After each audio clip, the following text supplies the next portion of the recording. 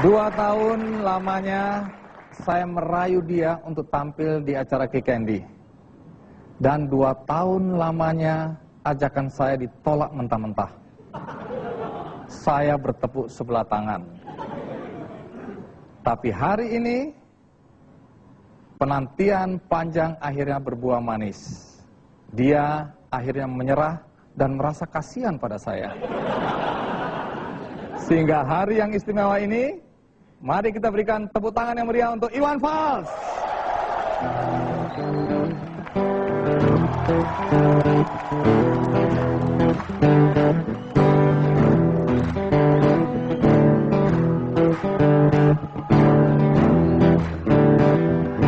Kalau cinta sudah dibuang, jangan harap keadilan akan datang. Kesedihan hanya tontonan bagi mereka yang diperkuda jabatan. Oh oh ya bongkar. Oh oh ya bongkar. Oh oh ya bongkar. Oh oh ya bongkar.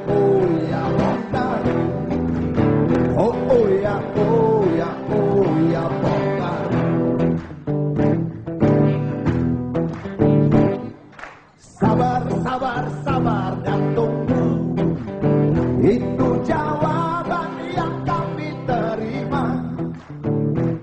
Ternyata kita mesti ke jalan, robohkan setan yang berdiri menangkap. Oh ya bongkar. Oh ya bongkar. Oh ya bongkar. Oh ya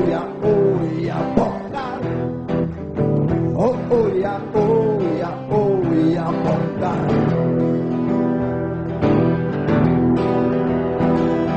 Penindasan serta kesewenang-wenangan, banyak lagi, amat banyak untuk disebutkan. Oh hentikan, jangan diteruskan. Kami muak dengan ketidakpastian dan keserakahan. Di jalanan kami sandarkan cita-cita, sebab di rumah tak ada lagi yang bisa dipercaya. Orang tua, pandanglah kami sebagai manusia. Kami bertanya, tolong kau jawab dengan cinta. Oh, oh.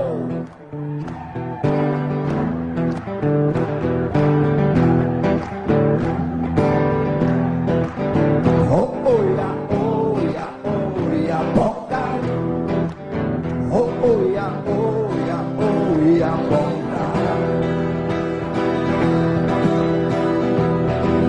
Penindasan serta kesewenang-wenangan, banyak lagi, teramat banyak untuk disebutkan. Oh hentikan, jangan diteruskan. Kami muak dengan ketidakpastian dan keserakan. Di jalanan kami sandarkan cita-cita, sebab di rumah tak ada lagi yang bisa dipercaya. Orang tua, pandanglah kami sebagai manusia.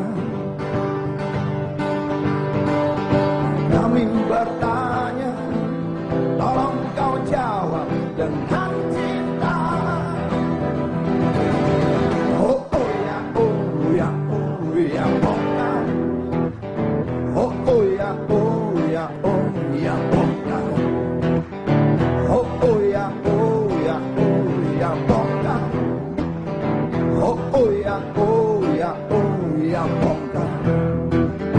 Oh, oh ya, oh ya, oh ya, bongkar. Oh, oh ya, oh ya, oh ya, bongkar.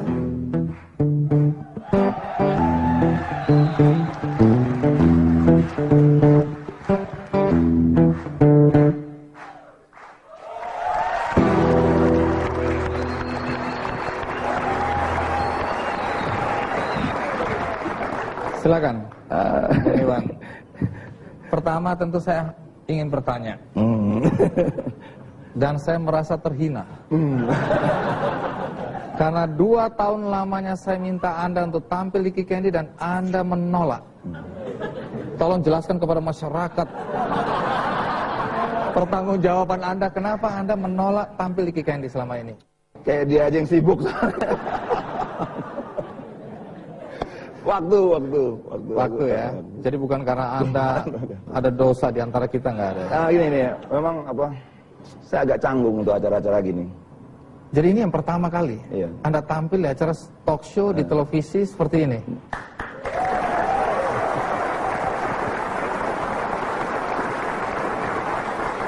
Tentu kita ingin tahu, mengapa Anda akhirnya mau tampil di Kikendi? Saya dulu waktu kamu ke rumah itu, Sampai tak datengin rumahnya. ke rumah Aku bilang, ini orang hebatnya apa sih?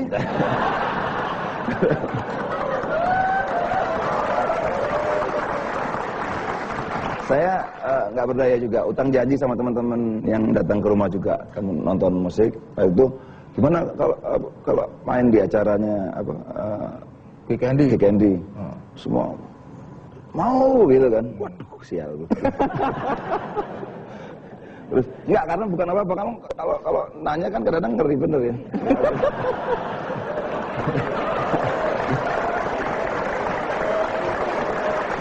Jadi aku bilang sama istriku nanti, udah nggak usah gitu ya. Tapi ya memang yang nggak biasa lah acara-acara kayak gini gitu. Sekarang ke lagu Bongkar. Itu lagu diciptakan kapan persisnya? Waktu saya tinggal di Condet tahun berapa itu? Tahun 89 ya? 89-an. 89. Saya agak, orientasi waktu saya agak kacau ini. Ya, kalau orientasi uang kita semua Tahu. tahu. Oh, tapi saya udah kasih istri saya. Oh, gitu. Kasihan memang gak pegang uang dia sekarang. Oke, jadi kalau kita lihat lagu Bongkar, apa pesan yang ingin Anda sampaikan waktu itu? Waktu itu ada cerita tentang Kedung Ombo, Kaca Piring, W. Jepara itu saat itu. Jadi saya agak tersentuh itu. Jadi Kedung Ombo bagi yang belum tahu itu waktu sebagian desa itu dibedol untuk dibuat waduk ya. Di situ penderitaan dimulai waktu itu Anda lihat. Kemudian ada kasus Kaca Piring dan ada W. Jepara itu di Lampung. Ya, di Lampung ya. Lagu itu seperti itu. Kemudian saya dengerin sama Jabung, wah jangan gini dong, dikembangin lagi. Akhirnya kata-kata itu diganti dengan penindasan serta itu tadi. Hubungannya sama suami waktu itu, ada grup itu lahir juga karena memang saat itu perlu ada yang dibongkar. Tapi itu saya pembatalan 100 kota dulu di kekecewaan Anda waktu itu ya? ada kekecewaan itu. Kemudian, jadi ada tur rencananya ke 100 kota tapi kemudian dibatalkan ya. Ini batal itu karena apa? Dugaan sementara. Nggak ngerti, itu macam-macam cerita. Ada yang bilang persaingan sponsor, ada yang bilang politik saat itu atau pemerintah kurang suka ya. Ini zaman Orde Baru soalnya ya. Iya, zaman-zaman dulu. Ini kan waktu Orde Baru sangat sensitif. Kalau sekarang kan semua orang berani bicara. Kalau dulu Iwan Fals dengan lagu Bongkarnya itu banyak penderitaan yang dalam ya. Jadi lagu Bongkar memang itu menyuarakan perasaan yang Anda rasakan ketika melihat situasi dan kondisi yang ada. Iya, sebenarnya sih lebih dari luar, tapi ternyata justru faktor membongkar yang ada di dalam itu yang juga justru lebih penting. Iwan versus Iwan lah itu dalam. Jadi ini pertentangan batin Anda pribadi juga di situ ya, terungkap dalam lagu Bongkar. Nah, sebelum kita lanjutkan, menarik juga karena saya akan bertanya soal bahwa selain lagu Bongkar, Anda ini kan menulis lagu Bento. Banyak orang menganggap lagu Bento itu kependekan dari benci Soeharto. Apakah benar Anda benci sama Pak Harto? Anda nggak usah jawab dulu, karena kita rehat sejenak. Saya akan lanjutkan setelah pesan-pesan berikut ini.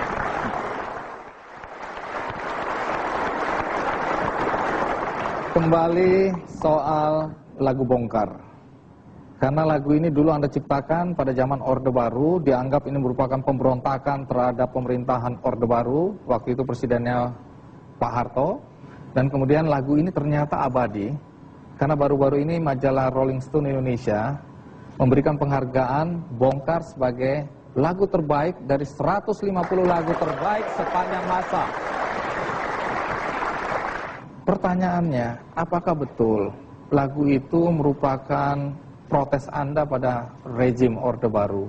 Kemudian Anda menciptakan satu lagu lagi, yaitu Bento, yang kemudian dianggap bagian dari benci Soeharto. Apa betul Anda membenci Pak Harto? Saya kalau membenci enggak, cuma memang bosan ya. Artinya, ya karena terlalu lama ya saat itu. Aku nggak ngerti politik, saya nggak ngerti teknis segala macam kayak gitu-gitu. Tapi ada rasa keinginan ingin suasana yang baru saat itu.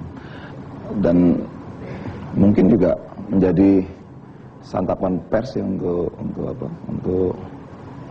dikembangkan seperti itu. Tapi Bento sendiri apa sih sebenarnya? Bento itu jadi saat itu ada fenomena real estate itu, perumahan anak keluarga muda yang baru tinggal di perumahan, dan soal KKN saat itu kan biasa lah ya. Ini bukan ngeles ya? Enggak, ini benar. Ini benar.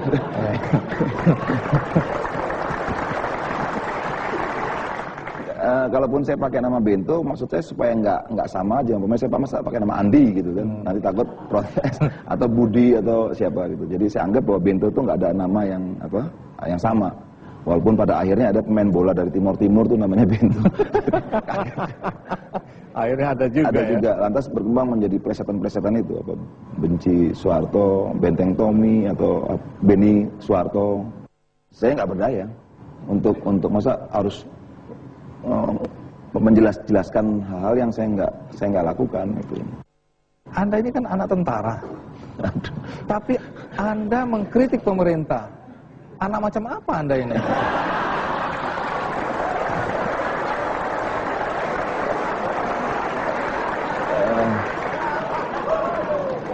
Saya anak baik-baik, saya cukup disiplin, saya pemegang sabuk hitam dan 4. Artinya orang untuk mendapatkan sampai dan 4 itu kalau nggak ada disiplin sulit ya. Tapi apakah orang tua tidak merasa miris melihat anaknya menciptakan lagu-lagu yang mengkritisi pemerintahan? Soal itu enggak. Kalau orang tua selalu mendukung, kalau kamu yakin benar ya dia, udah langsung. Yang ibu saya sesali, kok nggak jadi insinyur itu. Tapi setelah melihat Anda seperti sekarang, apa Ibu masih menyesal? Wah, sekarang saya anak paling disayangi nih, Ibu.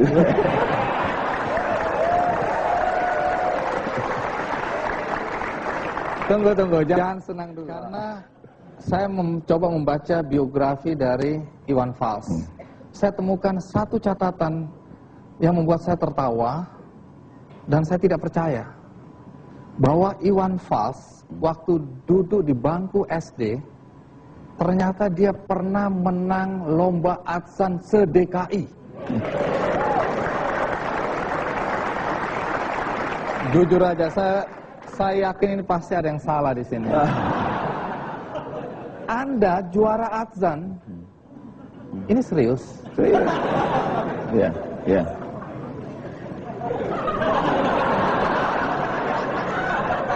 Jadi nggak heran dong kalau ada Bento, ada Bongkar, ada Umar Bakri, ada Kemesraan. Ya, artinya memang tenggorokannya udah ke situ. Gitu. Saat juara adzan itu saya juga sempat juara DKI untuk judo, juara ketiga tadi, tingkat SD. Oh, jadi Anda sudah mulai olahraga bela diri itu dari SD? Tapi judo dulu. Terus kemudian karate. Baru karate. Iya. Oke, sebelum saya lanjutkan, ada baiknya kita ikutin kisah hidup seorang Iwan Fals.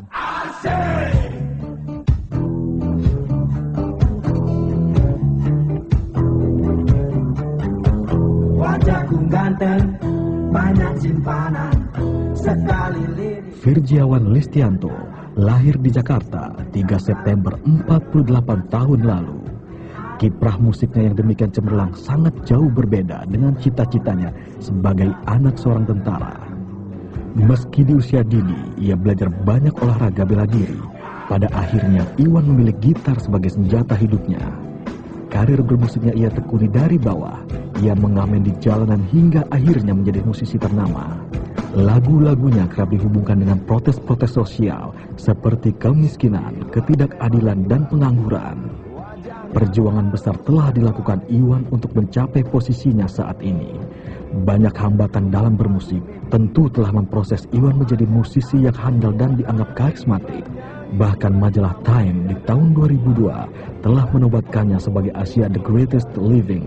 Kalau aku punya mimpi di slang tuh ada dua yang menginspirasi lewat musik itu, God Bless dengan kekerasan rocknya.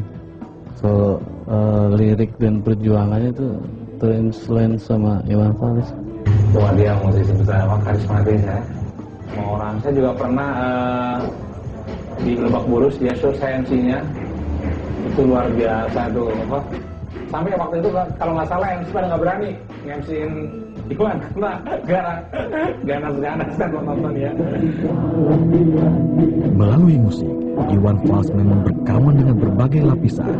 Dari jutaan fansnya yang tergabung dalam organisasi OI, sejumlah musisi, seniman, hingga pengusaha.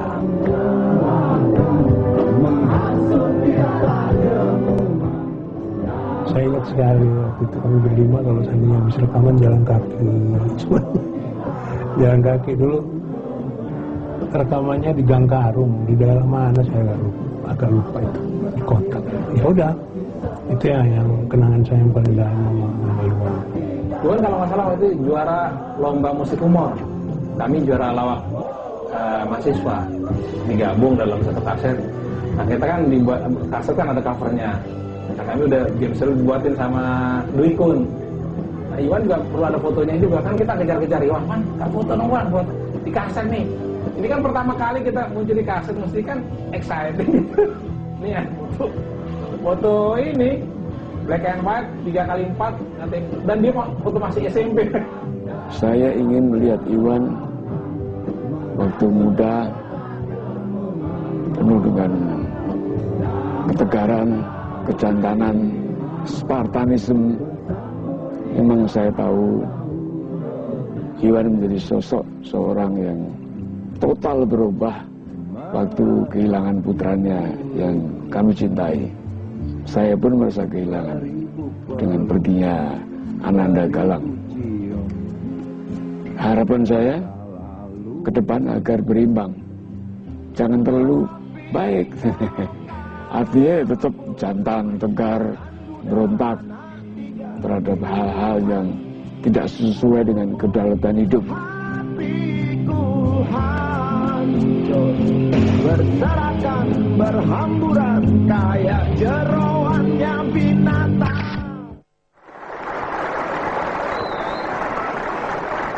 Menarik karena selain perjalanan hidup yang panjang, Anda bekas pengamen ya. Kemudian bagaimana komentar-komentar sahabat-sahabat Anda dulu tentang Anda ya. Dan juga menarik karena pilihan musik Anda.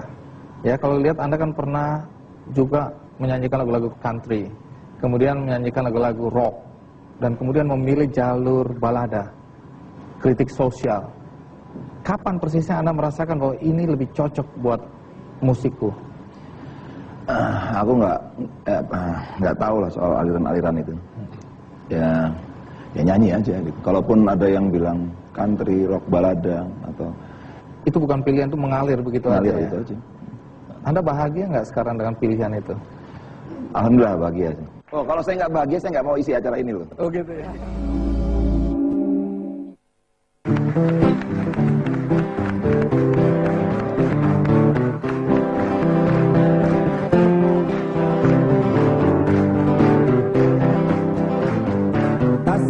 dari kulit buaya. Selamat pagi, berkata Bapak Umar Bakri. Ini hari aku rasa kopi nikmat sekali. Tas hitam dari kulit buaya. Mari kita pergi memberi pelajaran ilmu pasti itu. Murid bangalmu mungkin sudah menunggu. Laju sepeda kumbang di jalan berlubang. Selalu begitu dari dulu waktu zaman Jepang. Terkejut dia waktu mau masuk pintu gerbang. Polisi bawa senjata berwajah garang. Bapak Umar Bakri kaget dapat gerangan. Berkelahi Pak jawab murid seperti jagoan. Bapak Umar Bakri takut bukan kepala. Itu sepeda butut dikebut lalu cabut kalang kabut cepat pulang. Standing dan terbang. Umar Bakri, Umar Bakri, pegawai negeri. Umar Bakri, Umar Bakri, 40 tahun mengabdi. Jadi guru jujur berbakti, memang makan hati. Umar Bakri, Umar Bakri, banyak ciptakan menteri. Umar Bakri, profesor, dokter, insinyur pun jadi. Tapi mengapa gaji guru Umar Bakri seperti dikebiri?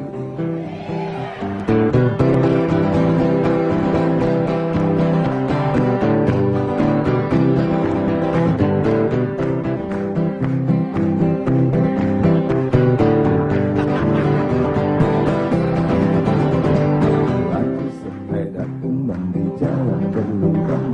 Selalu begitu dari dulu waktu zaman Jepang. Dia waktu mau masuk pintu gerbang. Banyak polisi bawa senjata berwajah. Bapak Umar Bakri kaget dapat gerangan.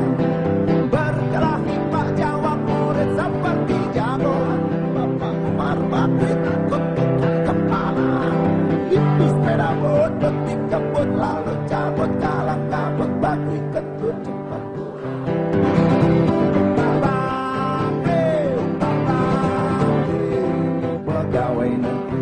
Umar Bakri, Umar Bakri, 40 tahun mengabdi. Jadi guru jujur berbakti, memang makan hati. Umar Bakri, Umar Bakri, banyak ciptakan. Umar Bakri bikin otak orang seperti otak Habibie.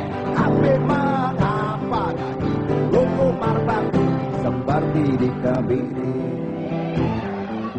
Bakri, Bakri, kasihan amat lu jadi orang. Gawat.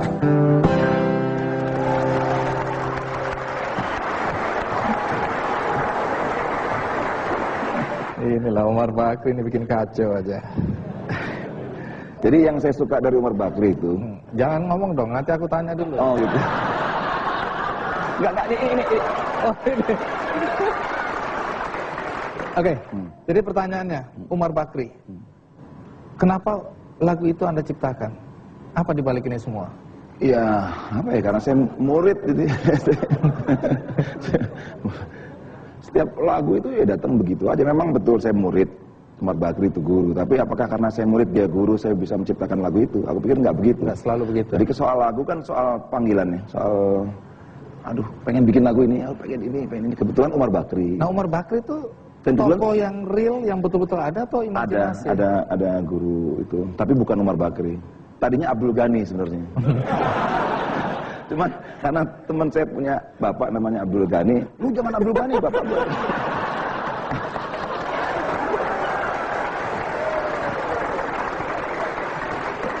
Akhirnya Umar Bakri, tapi ternyata ada juga yang orang namanya Umar Bakri. Umar Bakri. Jadi udah serba salah aja. Ya, Tapi pesan apa yang mau disampaikan di situ? dulu nggak ada punya pesan apa-apa, saya bikin lagu gitu aja. Kemudian setelah lagu itu beredar dan saya coba menganalisa tentang lagu itu, oh ya itu rupanya guru ya, kesederhanaan, keluguan, kewajaran, apa. Pernah tahu nggak reaksi dia waktu dengar lagu Umar Bakri ini? Ada satu tokoh, dia udah nggak mungkin pensiun. Sekarang hidupnya membantu orang-orang yang kena musibah. Jadi kayak ada tsunami umpamanya. Dia atau di Jogja ada gempa. Dia datang ke tempat itu naik sepeda. Kemudian ya dia kadang nggak punya apa-apa, dia bantu, dia pijitin orang-orang yang kena musibah. Dia temani teman-teman yang hidupnya hanya itu aja sekarang. Tapi dia selalu lebih dulu kalau ada bencana. Ada. Tapi dia tahu bahwa Umar Bakri itu terinspirasi dari dia. Menurut dia begitu. Dia tahu ya. Ya, saya ya alhamdulillah ada yang sama seperti itu. Tapi untuk Umar Bakri saya nggak lihat, saya itu apa tokoh di apa? Di awang-awang di gitu kepala ya. saya. Jadi apa? Bayangan saya tentang guru. Karena saya dulu seneng bolos. Nah ini sebenarnya Jadi kompensasi dari rasa bersalah Anda pada guru sebenarnya. nah ya, itu lebih tepat lah.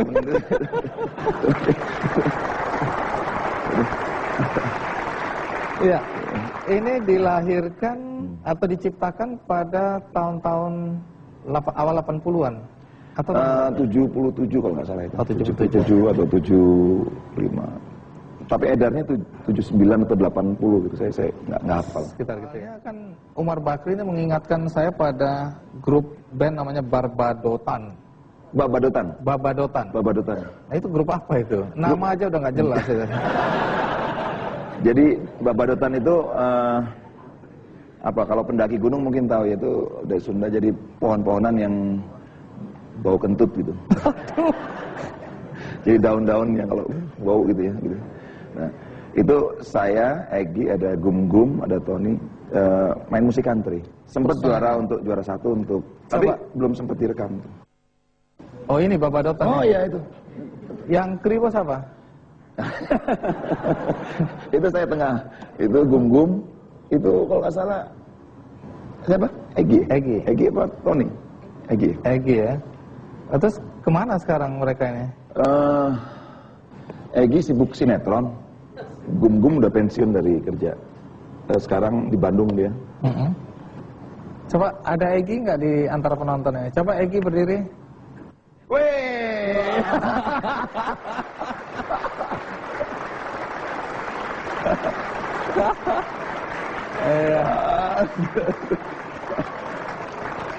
Waduh. Oke, jadi Egy juga termasuk yang main di Babadotan ya. Grup musik yang nggak jelas itu ya.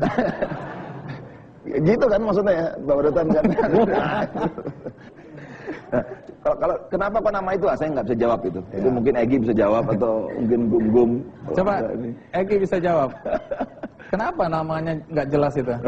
Saya sendiri nggak tahu. Itu kan personilnya aja nggak tahu. Yang punya ide itu Gum sebetulnya. Gum. Oh. Jadi ceritanya pada saat kita daftar ya, seingat saya ditanya nama grupnya apa, sekeluarnya aja Babadotan. Nah, sorry. Yang menarik, Anda katakan ini di majalah Gadis ini, saya lihat clippingnya ini ada. Saya coba baca ya. Di situ Anda menyebutkan waktu itu Anda orang yang tidak mau tampil ditemani orang lain atau musisi lain. Anda mau sendiri. Ini kesombongan lah, ini sombong lah. Tapi di sini Anda bilang bahwa hanya 2 orang yang Anda tanda kutip izinkan untuk mendampingi, yaitu yang pertama Dedek Haris. Karena katanya kalau Anda main itu gripnya itu bisa berubah-ubah gitu, berbeda-beda tiap hari. Itu sebenarnya orang yang nggak bisa main gitar itu sebenarnya ya.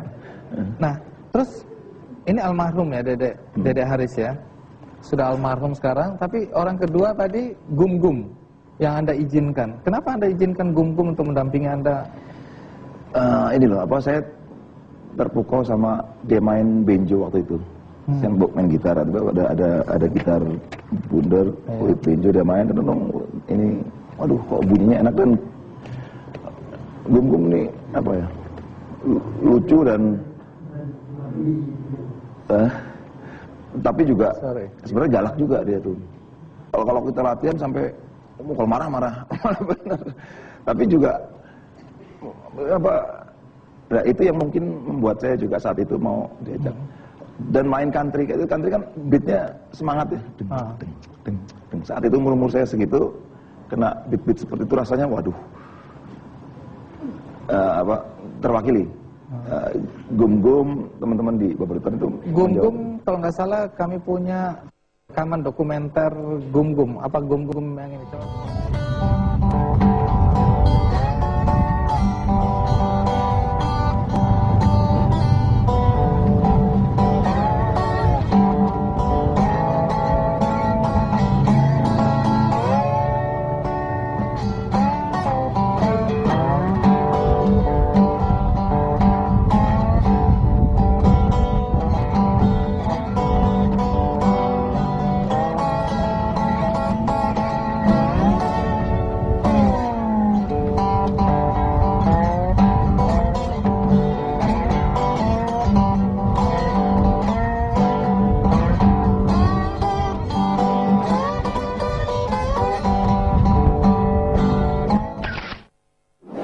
Berapa lama Anda nggak ketemu Gum-Gum?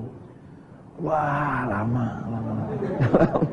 Saya tapi beda mukanya ya? Tapi masih, ya kalau udah umur ya pasti beda.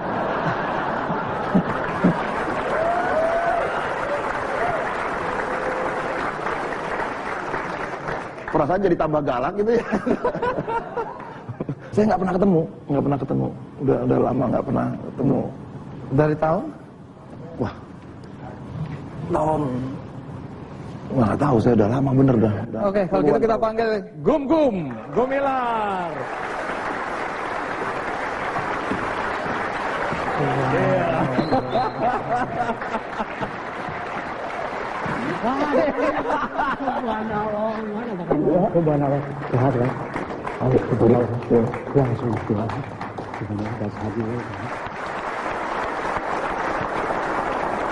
Ini teman lama, saking lama. Oke, Kang Gugum, silakan duduk sini nih. Saya mau tanya, ini jangan-jangan banyak sekali kebohongan Iwan yang harus diungkapkan malam ini. Anda kenal dia di mana? Masih SMA. SMA. Saya sudah kerja dan sambil kuliah. Masih celana abu-abu, baju putih. Anak kecil sekali. Tapi punya potensi. Betul. Nggak, dari mana Anda tahu anak kecil itu punya potensi? Maaf, sebelum Babadotan ada, dia sudah punya nama sebetulnya di Bandung. Jadi Anda mulai akrab dengan Iwan Fals di mana? Nah, ini curiga saya. Coba. Curiga ya. Curiga kenapa? Kenapa ngedeketin saya? Jangan-jangan ada kaitannya dengan Teh Ios. Ayo, aku subhanallah. Wah, ini kacau ini. Tunggu, saya selama ini cuma dengar kabar bahwa Iwan ini karena naksir sama yang namanya Rosana atau kita biasa panggil Mbak Yos, itu memanfaatkan Anda, apa betul itu? Yang penting ujungnya ya, dapatkan istri yang solehah ya. Amin. Subhanallah. Dan perempuan yang kuat. Jadi beruntung sekali dia ya? Beruntung sekali. Berarti yang rugi perempuannya ya? Bukan musibah ya, bukan musibah. Oh, bukan musibah. Iya. Subhanallah. Jadi apa yang Anda lihat dari seorang Iwan waktu Anda di IKJ ya waktu itu ya, atau LPKJ, Lembaga Pendidikan Kesenian Jakarta. Sekarang jadi potensi apa yang Anda lihat dari seorang Iwan waktu dia kuat. masih kecil itu? Kuat. Semangatnya kuat. Yang disampaikan itu adalah saya akan jadi penyanyi besar, penyanyi terkenal dan terbukti. Itu yang saya tahu. Subhanallah. Betul. Subhanallah. Jadi udah berapa lama sebenarnya Anda nggak ketemu Iwan? 30 tahun ya. 30 tahun. Saya sudah kakak memang 10 tahun beda lebih tua saya. Iya. Ya kelihatan lah kalau itu. Bang Andi ini paling-paling nih. Pak Mahfud aja jongkir. Kenangan apa yang paling melekat dalam ingatan Anda soal Iwan Fals? Ya memang saya tekad. Terus saya suka apa? hal yang kecil diperhatikan. Boleh saya nginep di rumah Bang Iwan, tapi anduk tidak boleh pakai, betul nggak? Itu betul, dan saya lakukan sekarang kepada anak saya. Anak saya ataupun saya, tamu, sediakanlah handuk sendiri. Apalagi sikat gigi ya. Jangan-jangan yang dikasih bukan sepatu. Tapi bagaimana perasaan Anda melihat sahabat Anda, teman Anda, walaupun adik kelas ini ya? Anda satu kelas sama istri? Betul, satu kelas, tapi memang saya jauh lebih tua, 10 tahun juga ada perbedaannya. Ya, Anda sudah kerja ya? Betul. Anda kerja, kemudian Anda kuliah lagi, Betul. bergaul dengan anak muda ini. Betul. Dan memang dia ini ngejar-ngejar Mbak Yos. Dan berhasil, dan sekarang berhasil kenyataannya. Oh, waktu itu Gum punya grup ini, yang Bencelung. Musik humor. Itu saya sendirian, mulai ingat Gum ya? sama grup. Terus entah kenapa Yos. Tunggu, soal istri ini penting karena ada pengakuan yang jujur dari seorang Iwan bahwa dia masuk IKJ demi seorang calon istri waktu yang itu. solihah. Betul. Ya.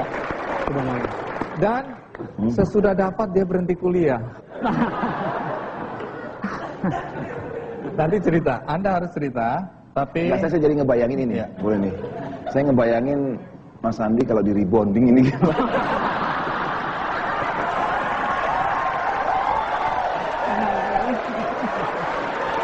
Kebayang nggak ya Pak? Kelihatannya sudah mulai ada dendam di antara kita. Oke. Kang Gunggung, terima kasih banyak ya udah hadir di acaranya Iwan Fals hari ini. Luar biasa Anda mau datang dan Anda termasuk yang mengagumi Iwan Fals. Terima kasih banyak. Baik, nggak usah tampil ya. Nanti kita ketemu. Tapi di sini aja dulu. Main apa? Main? Ya, boleh saya kasih waktu 5 menit ya. G. Mau main? Bagaimana kalau kita daulat ya?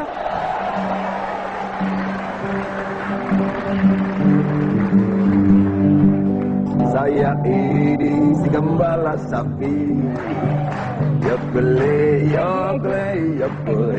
Gimana lagi? Inilah kerjanya si gembala sapi. Apa yang kau pikirkan lagi? Saya ini si gembala sapi. Ya beli, ya beli, ya beli.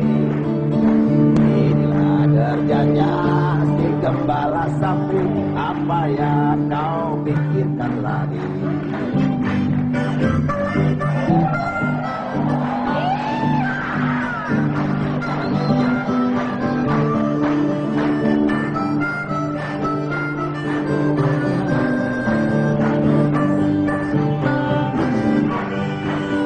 Bila hari sudah petang, sapi pulang ke kandang, saya urut dari belakang.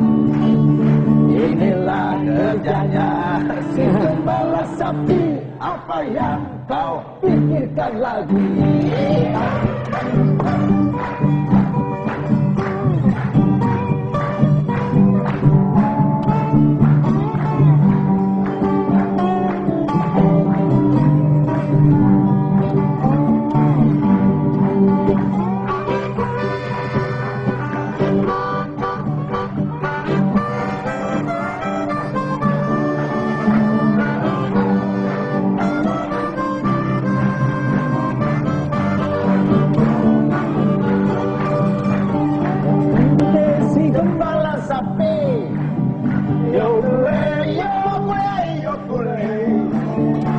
Inilah kerjanya si gembala sapi, apa yang kau pikirkan lagi?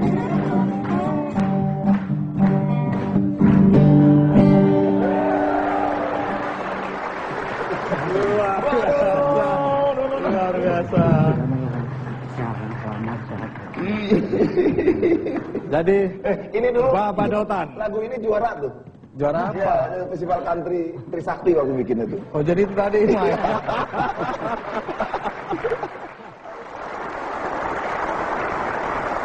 Ya. banyak isu atau rumors di sekitar konser-konser Anda. Termasuk tadi kita bicara rencana konser di 100 kota yang berantakan. Kemudian ada yang bilang di Pekanbaru misalnya, Anda menyanyi, kemudian hari pertama sudah dipanggil, diinterogasi. Bahkan ditahan 2 minggu.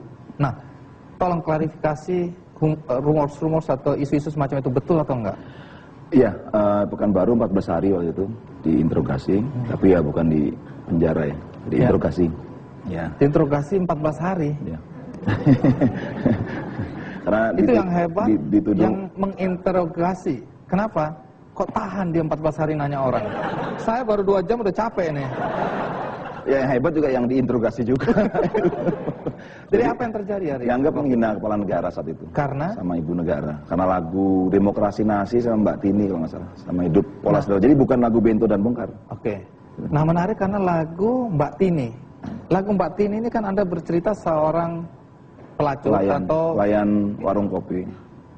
Mantan pelacur kan? Mantan, mantan PSK lah ya. Pekerja seks komersial. Dan Suhardi suaminya. Suhardi atau Soeharto?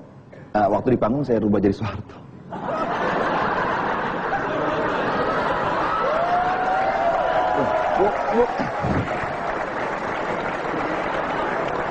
Tunggu, supaya jelas lagu itu bercerita tentang apa? Supaya kita dengar jelas. Jadi tentang supir sama pelayan warung. Itu kan selalu ada, itu sering ketemu ya. Iya. Ya, dia ingin membentuk rumah tangga yang sakinah mawadah. Terus? Itu, tapi karena entah perjalanan nasib gitu, akhirnya supir ini mantan gali juga, mantan preman. Ya. Di PHK waktu itu dia, kalau nggak salah. Ya akhirnya balik lagi menjadi itu penjahat. Lalu istrinya juga karena jauh dari suami kembali lagi menjadi PSK, menjadi pelacur. Dan itu ditafsirkan seperti tadi, menghina kepala negara. Dianggap karena namanya sama tadi itu dari Soeharto katanya. Padahal saya cuman ya ada sih mungkin pikiran-pikiran itu. Nah, kenapa? Saat itu saya masih muda bener ya. Saya masih jadi, tapi begitu ditanya saya nggak tahu ya, mungkin tukang bakso ya, mungkin beliau sendiri almarhum atau karena selalu menghiasi televisi dan itu yang terekam di kepala saya. Begitu ada pertanyaan kenapa kok Tini, kenapa kok Soeharto, saya juga bingung jawabnya. Mungkin iya juga mungkin enggak. Saya malah sibuk nangis saja. Anda nangis? Oh, iya dong. Iwan Fals nangis? Iya. Iwan Fals nangis. Karena gini, kenapa Anda nangis? Yang saat itu yang tanya-tanya kan serem-serem ya. Serem, nggak tidur berapa hari. Jadi alasan Anda ditahan, diinterogasi itu apa? Menghina? Iya, menghina. Radiogramnya gitu ke Laksus. Dulu Laksus namanya. Iya. Ke Sumbar, Riau. Menghina ibu dan kepala negara. Tapi akhirnya bagaimana setelah 14 hari diinterogasi? Karena memang nggak terbukti. Saya menghina. Lagunya nggak menceritakan tentang kepala negara, tentang ini. Akhirnya malah yang interogasi saya senang sama saya dikasih marga. Dikasih marga? Iya. Marga apa? Sihaan. Tapi apa betul setelah kejadian itu Anda dan keluarga sering mendapat teror? Tepatnya teror dari diri sendiri, mungkin prasangka saya sendiri, ketakutan saya, ketakutan keluarga, ketakutan. Jadi rasanya ada orang ngikutin terus gitu ya. Padahal ya mungkin iya atau dia mungkin enggak, saya nggak tahu. Jadi karena kan saya nggak kepikir sama sekali, karena saya nyanyi di Jakarta, nyanyi di Bandung, nyanyi di mana-mana nggak diapa-apain. Lagunya sama tentang itu. Bahkan saya sebutin nama waktu itu ya. Nggak diapa-apain di ITB, di kampus-kampus gitu ya. Tapi begitu di Pekanbaru, kok jadi masalah gitu. Kemudian diteruskan ke Kramat 5. 2 bulan kalau nggak salah ya, harus lapor. Kramat 5 waktu itu Laksus itu. Laksus deh. Laksus sekarang nggak ada ya, udah nggak ada ya. Iya. Saya nggak tahu tuh. Nggak perlu tahu juga. Anda kok masih ketakutan kelihatannya. Dulu kalau nggak salah itu barengan saya tuh yang pemalsu uang apa-apa gitu. Jadi ada penyelundup bawang putih. Jadi diinterogasi sambil kaki kelingkingnya diinjek sama kursi gitu kan. Oh yang benar. Nah, saya di situ kan, saya melihat, waduh ntar gua bikin juga. Jadi ya anak muda ya. Tapi akhirnya berakhir baik lah. Kalau ya. sekarang gitu ya Pak damai aja lah. Gitu. Tapi lagu Mbak Tini itu nggak pernah direkam? Nggak pernah. Saya juga udah lupa mungkin saya lagu nyanyinya. Kembali lagi soal ada kesan Anda benci Pak Harto. Saya mau klarifikasi lagi. Nggak. Saya termasuk orang yang mengagumi. Kok bisa ya bertahan 30 tahun? Iya, terus terang. Ini positif atau Iya, negatif positif, ini? positif. Oh, positif. Tentunya ada alasan yang kuat sehingga bisa seperti itu. Anda pernah ketemu langsung Pak Harto nggak? Pernah. Waktu adik saya menikah, walinya Pak Harto. Jadi waktu ketemu Pak Harto, kesan pertama apa? Ya, kan dia banyak orang yang nggak mungkin. Dia senyum-senyum aja kan. Saya juga ya selayaknya ketemu presiden gitu. Emang kalau ketemu presiden harus bagaimana sih? Ya, agak bungkuk dikit gitu kan. Nah jadi saat itu saya wali dari adik saya. Kemudian Jadi menyambut ya? Menyambut itu, jadi ada kan keluarga Jawa biasanya. Iya. Pak Harto ya. Satu lagi yang saya perlu luruskan, berterima kasih dengan Pada? Orde Baru. Karena Ada Umar Bakri, ada Wakil Rakyat, ada Serdadu, ada Bento, ada Bongkar, ada lagu-lagu saya yang fenomenal. Tikus ya? Kantor yang suka diputar sama TV tapi nggak bayar royalti itu. Terus ada Iwan Fals lah. Artinya bukan saya mengiyakan apa yang terjadi waktu itu, tapi bahwa saya lahir di situ dalam suasana seperti itu dan saya merasa sendirian saat itu. Pak Harto di mata rakyat kan ada dua versi. Ada yang sangat tidak suka pada Pak Harto, tapi ada juga yang sangat mengagumi Pak Harto. Anda di posisi mana? Saya nggak di mana-mana. Ya, saya suka sama Pak Harto. Kebetulan wajahnya mirip bapak saya. Jadi kalau saya lihat bapak ada kemiripan. Sampai satu saat pergi ke desa, bapak saya dibilang Pak Harto. Oh, bukan. Nah, itu. Jadi penilaian Anda pribadi gini, soal orang suka nggak suka gitu ya. Soal orang suka nggak suka. Saya pikir wajar. Ini kalau sekolah di jurnalistik begini nih. Nggak. Kita nanya, dia bilang tunggu dulu saya mau jawab. Ya, maksud saya gini, soal suka nggak suka dalam politik ya. Ya. Wajar aja. Artinya kan memang ada menang kalah itu. Memang kodratinya begitu. Makomnya seperti itu politik. Ada yang suka, ada yang nggak suka. Oleh karena itu saya nggak tertarik dengan politik. Sampai sekarang? Sampai sekarang. Saya lebih baik ya begini lah gitu. Walaupun politik sebagai inspirasi buat saya. Menarik sekali karena waktu saya datang ke konsernya Iwan Fals ya, pulangnya saya lihat semua orang dibagi-bagi pohon atau bibit pohon. Apa yang terjadi? Ya sederhana aja, saya punya anak masih 7 tahun, saya nggak mau anak saya nggak punya oksigen yang bagus gitu. Sementara cerita-cerita tentang lingkungan kan kabar buruk ya. Kutub utara mencair, selatan mencair, dan kita terancam dari mana-mana. Dari jalan keluar adalah menanam, lalu merawatnya. Nah, saya coba tanamkan sama manajemen, sama teman-teman yang datang ke rumah, OI atau Falsmania atau siapapun yang datang ke rumah. Ayo tanam, udah tanam, lalu merawat. Jadi itu yang saya pernah baca, satu pohon katanya untuk 2 orang oksigennya. Jadi itu yang mengilhami Anda untuk membagi-bagikan pohon. Nah itu kan kemudian saya dengar-dengar Anda akan melahirkan satu album baru lagi, Keseimbangan. Nah di situ banyak juga pesan-pesan atau lagu-lagu yang liriknya punya pesan kuat tentang lingkungan. Salah satu kalau nggak salah ada lagu Suhu. Apa hebatnya lagu Suhu ini? Suhu kalau dipaksakan ke lingkungan ya bisa tentang keseimbangan gitu. Tapi saya memaknai suhu itu sebagai jawaban terhadap persoalan kejiwaan saya saat itu. Waktu saya tadi Mas Jody ngomong soal kehilangan. Anda sakit jiwa? Iya. Pada saat anak saya Galang pergi, tentu sakit jiwa saya. Nah itu tiba-tiba di tempat teman di satu kamar murid Bango Putih ada piringan, ada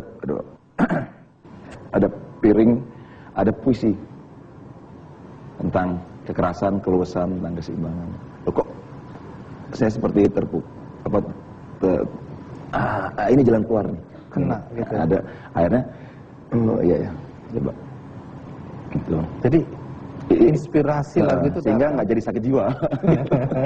Anda kelihatan mulai dendam juga. Kan saya bercanda. Lah yang mulai nih.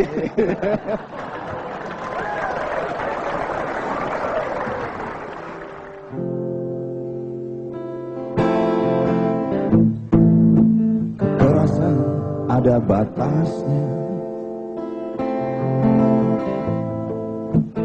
keluasan tak ada batasnya. Tak ada kuda-kuda yang tak bisa dijatuhkan. Karena itu geseran lebih utama. Keunggulan geseran terletak pada keseimbangan. Rahasia keseimbangan adalah kewajaran. Wajar itu kosong.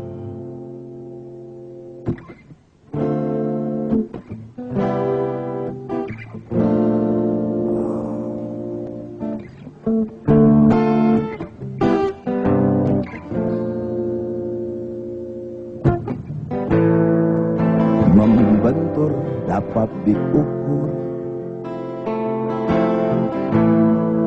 menempel sukar dikira. Mundur 1 langkah, maju 8 langkah.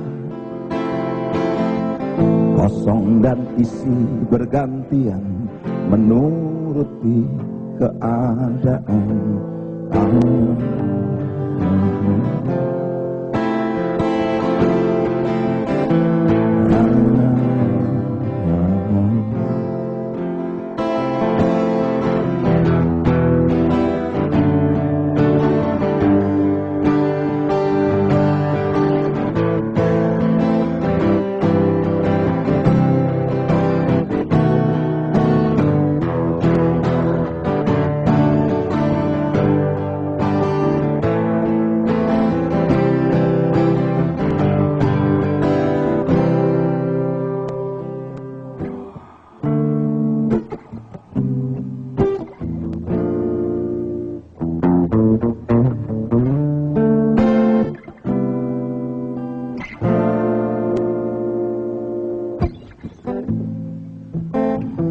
Kekerasan ada batasnya,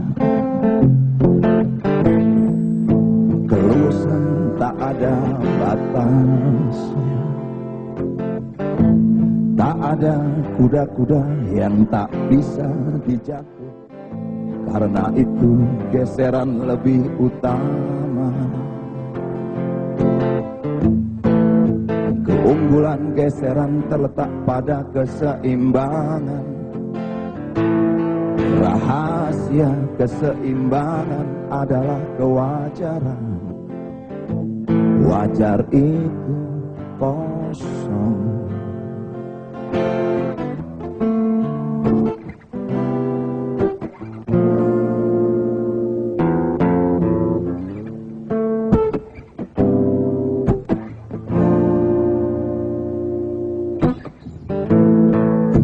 Membentur dapat diukur,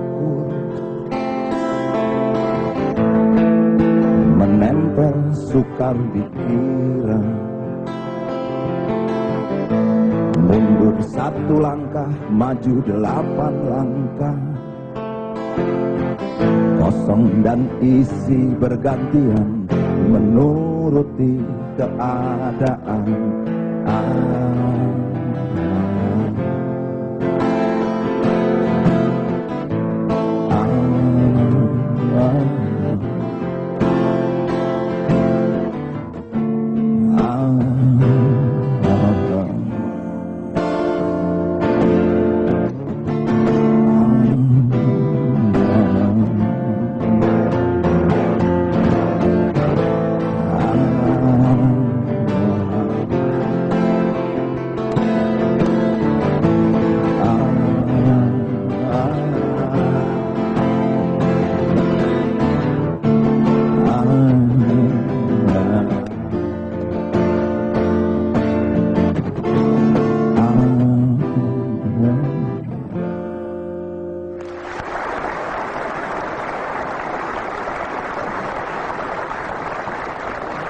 Tadi Anda menyebutkan lagu Suhu berkaitan dengan Galang almarhum. Pada tanggal 25 April tahun 1997 adalah momentum terbesar dalam hidup Iwan karena dia kehilangan ananda tercinta. Kenangan apa yang paling dalam yang Anda rasakan tentang Galang? Iwan Fals mah kecil gitu. Kenapa? Ya karena dia mulai menentukan hidupnya sebagai pemusik. Aku berhenti sekolah, aku pilih musik sebagai jalan hidup saya. Itu. Kemudian setelah itu dia mengambil sikap. Mengambil sikap. Pada saat usia berapa? 15 dia sudah datang pada Anda. Dia bilang dia tidak mau melanjutkan sekolah. Ya, dia mau main musik. Dia mau bermain musik. Anda izinkan waktu itu?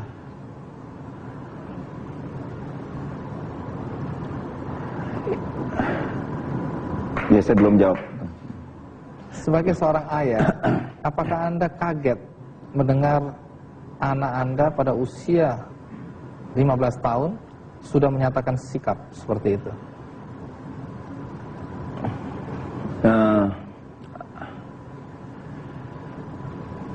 Ya, saya sulit ngomong. Apa ada bangganya juga, tapi kok masih muda bener ya gitu.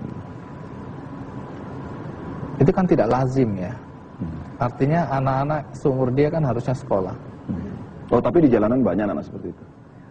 Itu karena tidak mampu, tapi kan saya juga nggak mampu. Tapi menarik karena Anda akhirnya mengikuti jalan pikiran Galang ya, bahwa dia bermain musik dan tidak sekolah lagi. Ya, saya bisa apa nggak bisa. Ya paling nasihat selalu. Tapi kan punya pilihan-pilihan dan masuk akal buat saya. Dan dia buktikan di album Bunga. Dan saya lihat latihan dia, kesempat ke studionya saya perhatiin. Cuma dia sendirian di studio itu, teman-temannya belum datang. Dia tepat waktu. Ya. Banyak orang tidak berani memberikan pertanyaan ini atau tidak nyaman untuk bertanya pada Anda. Tapi hari ini saya memberanikan diri untuk bertanya pada Anda. Apakah Galang meninggal karena overdosis menggunakan obat-obat terlarang? Nggak, ya itu nggak ada udah apa? Mau ada gangguan pernafasan dia agak nggak bagus ya di pernafasan dia. Iya. Sempat dia seperti layaknya anak-anak umur itu mencoba ya. Ini ini ganja, ini apa? Aku tahu saat itu atau ini udah. Tapi udah tahu ya udah, aku udah tahu. Terus aku mau musik, mau latihan segala macam. Tapi saya percaya sama dia cepet tahapan itu dia lewat itu. Dan dia lewatin dengan gagah, dia albumnya diselesain. Ya, sebelum saya tanya lebih jauh bagaimana saat-saat kematian seorang Galang, kita rehat sejenak, saya akan lanjutkan setelah.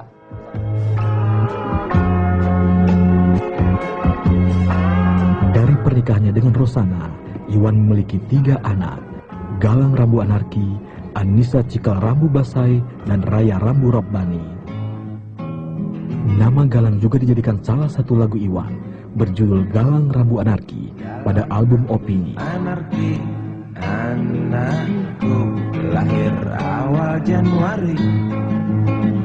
Lagu ini bercerita tentang kegelisahan orang tua menghadapi kenaikan harga-harga barang sebagai imbas dari kenaikan harga BBM yang bertepatan dengan hari kelahiran Galang, 1 Januari 1982.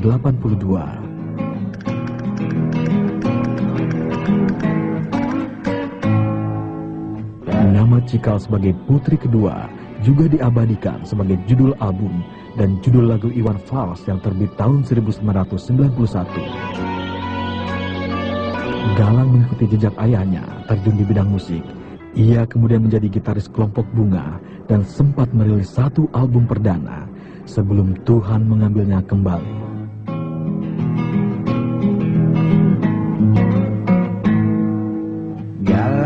Galang Rambu Anarki meninggal pada bulan April 1997 secara mendadak, yang membuat aktivitas bermusik Iwan Fals sempat vakum selama beberapa tahun. Dan baru tahun 2003 ia aktif kembali. namamu. Kehangatan keluarga ini bertambah dengan lahirnya putra ketiga mereka, Raya Rambu Rabbani, di tahun 2003. Iwan dan keluarga tinggal di kediaman mereka di Desa Lui Nanggung, Cimanggis, Depok. Sebuah tempat asri yang tak hanya berfungsi sebagai rumah, tapi juga kantor dan sebagai wahana pertemuan dengan ribuan penggemarnya. Semoga si duda diracun orang. Ya.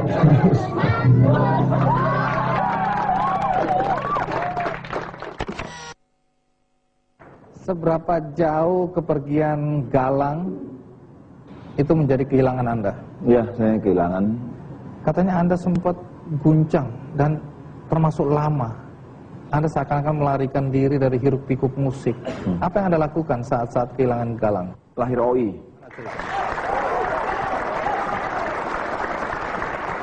OI itu orang Indonesia. Oh iya, bukan orang Indonesia. Jadi saya banyak teman-teman yang saya tahu mukanya, tapi nggak hafal namanya. Kadang-kadang, Bang, oi, ya itu. Saya kan kalau manggil, waduh siapa namanya? Tapi saya tahu karena sering ke rumah gitu. Cuman nama saya nggak. Akhirnya, oi, ya udah, oi. Jadi Anda merefleksikan kehilangan Galang itu dengan menggalang ormas, anak-anak, dan Anda menganggap Anda adalah ayah dari anak-anak itu.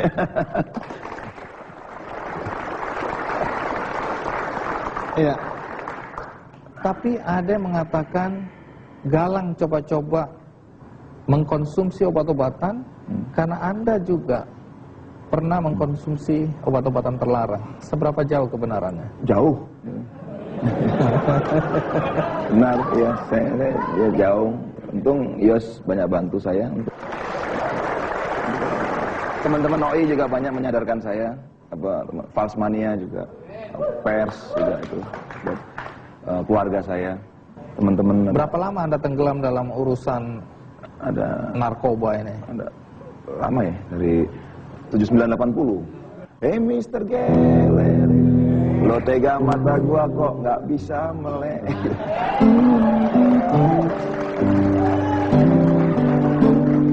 Itu generasi banyak yang frustasi. Itu ya. Itu. Nah, ada yang mengatakan bahwa Anda sangat menyesali kehilangan Galang karena Anda merasa belum tuntas sebagai seorang bapak. Iya, karena Galang ngomong apa tuh kecil gitu. Saya ingin menunjukkan besar saya sama dia, tapi belum sempat.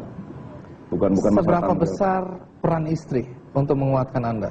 Oh besar dia. Dia besar. Dia itu kalau nggak cengeng dia itu nggak cengeng. Jadi Anda lebih cengeng dari istri ya? Iya. Anda kok jujur sekali ya? Oke. Kalau gitu kita tanya langsung ke istri. Pertanyaan yang paling saya suka dan saya selalu ulang-ulang adalah mengapa Anda mau kawin sama Iwan? Yang pasti karena waktu saya kuliah, karena waktu itu ya masih jelas masih ganteng tadi.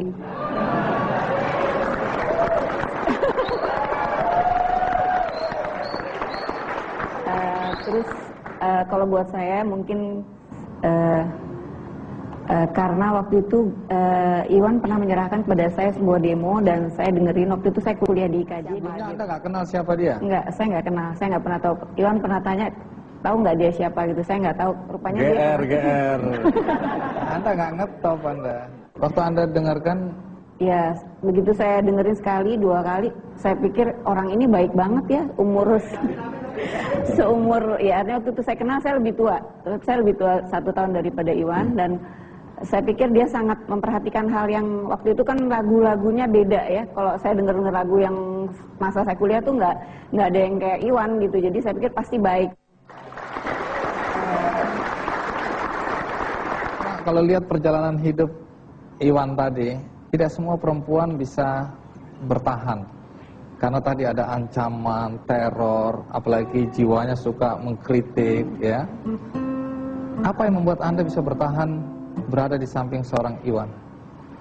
Sekian puluh tahun saya bersama Iwan, pasti saya punya tekad untuk mewujudkan satu keluarga yang jangan kawin cerai mungkin, karena memang itu yang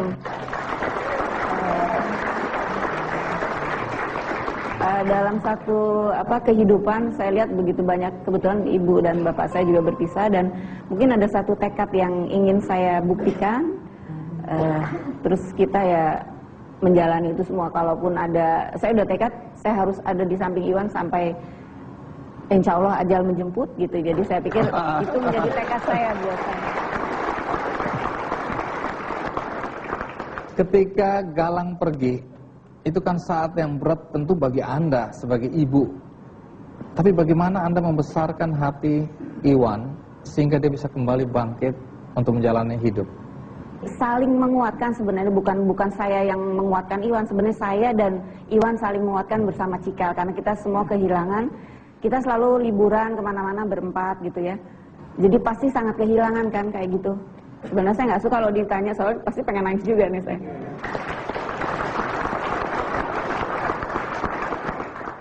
Waktu Galang lahir, Anda menyanyikan atau menciptakan lagu dan kemudian menyanyikannya Galang Rambu Anarki. Apakah Anda masih menyanyikan lagu itu sampai sekarang? Masih, kadang masih. Bisa Anda nyanyikan sedikit nggak bait Galang Rambu Anarki? Satu-satu. Galang Rambu Anarki, anak lahir awal Januari, ya, menjelang pemilu. Galang Rambu Anarki, dengar trompet tahun baru menyambut.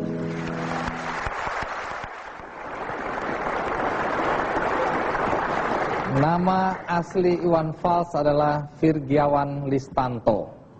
Jadi harusnya kan Anda dipanggil Tanto. Ya. Tapi kenapa sampai nama Anda menjadi Iwan Fals? Di Bandung ada teman saya, serumah Engkus namanya. Dia pekerja bengkel, montir motor. Kemudian karena dia di bengkel itu kan banyak orang datang di bengkel. Selalu dengar cerita-cerita, oh di sini ada hajatan, di sini ada hajatan, bla bla bla bla banyak gitu.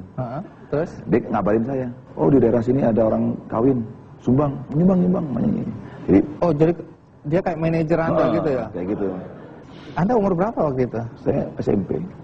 Jadi sebenarnya kita udah cari Pak Engkus ini ada di daerah Bandung. Cuma kita aja di sini, beliau tidak bisa hadir, jadi dia titip surat ini. Dia bilang sampaikan aja, pokoknya tak kasih aja naskah ini. Iwan pasti ngerti. Judulnya Beduk Maghrib. Kira-kira coba improvisasi kata-kata yang perlu disampaikan. ya cepat sembuh kan. Dan karena Mang Engkus sudah sembuh, maka kita hadirkan di studio ini.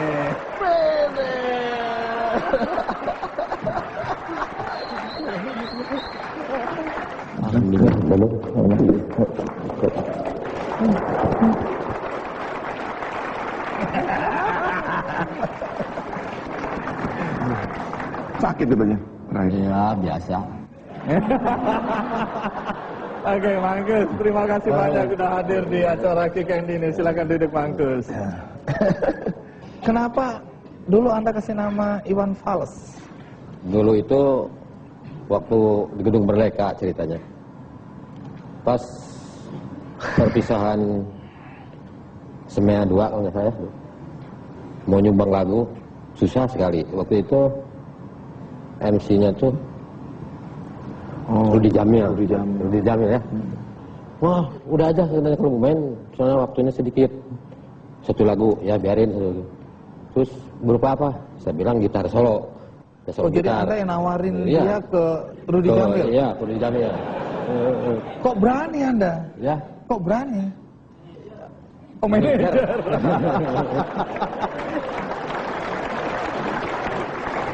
Rudi Jamil waktu itu agak keberatan. Dia tanya, apa?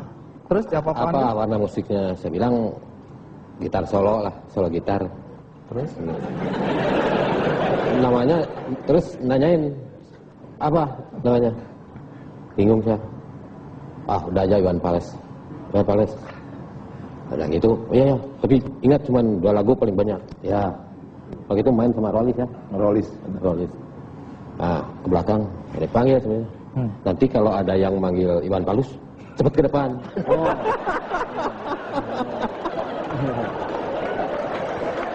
Terus dia bilang, kenapa mesti Iwan Fals? Ya biar nggak ada yang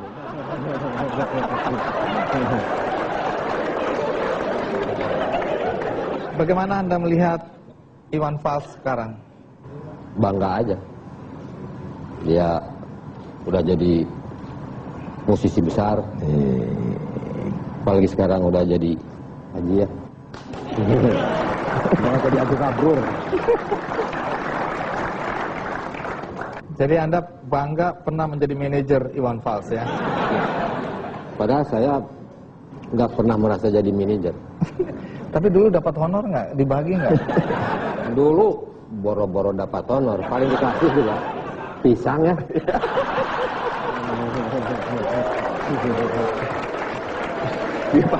Di Pagarsi ya? Ya. Di Pagarsi, jadi di Malangbong juga pisang. Pisang.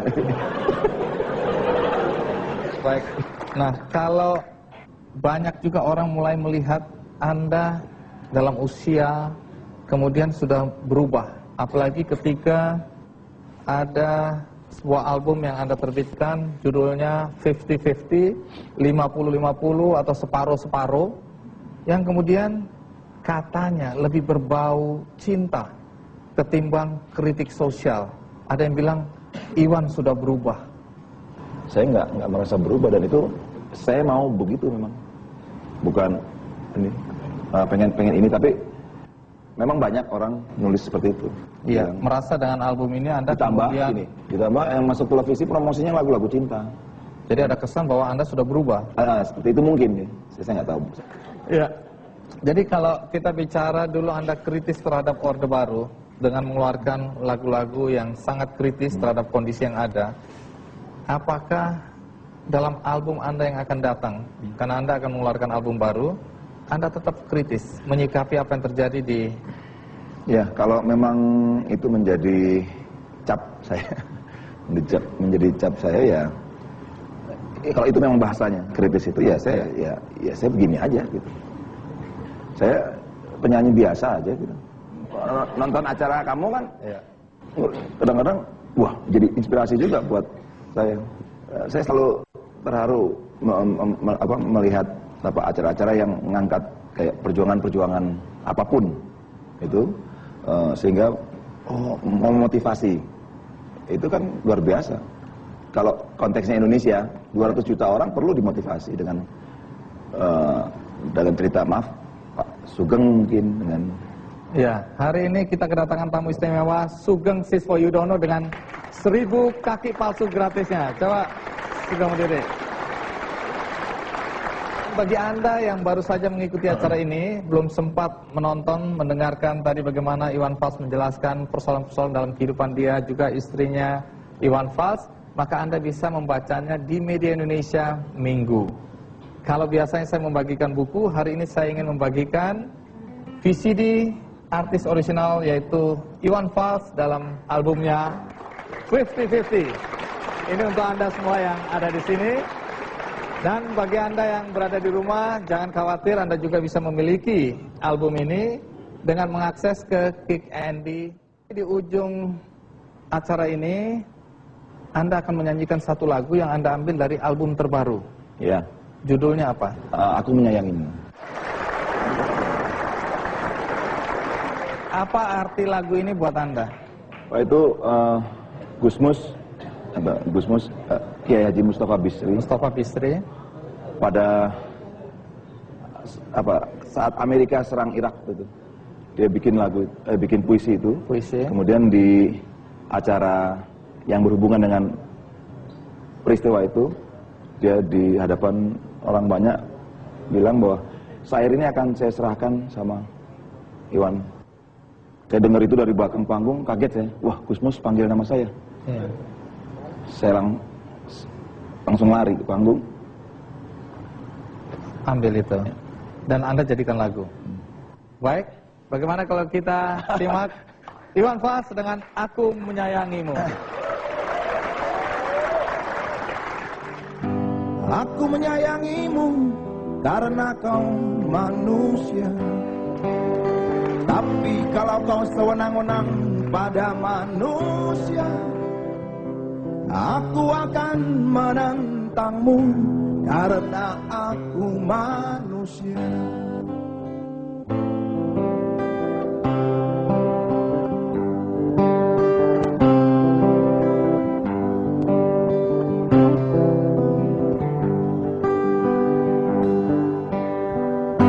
Aku menyayangimu karena kau manusia. Tapi kalau kau memerangi manusia, aku akan mengutukmu karena aku manusia.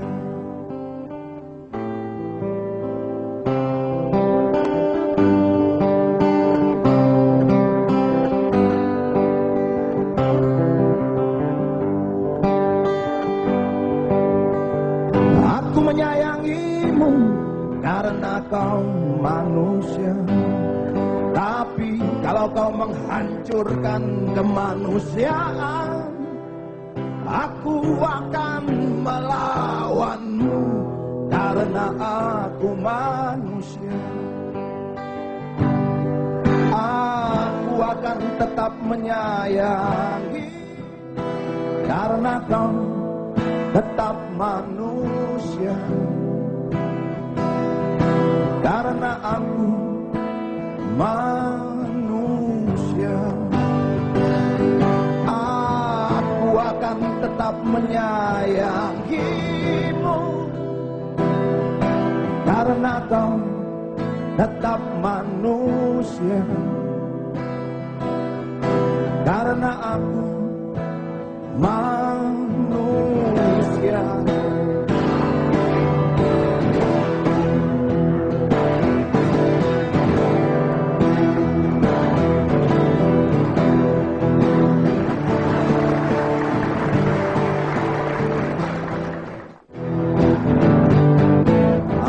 Tak mau terlibat segala macam tipu menipu.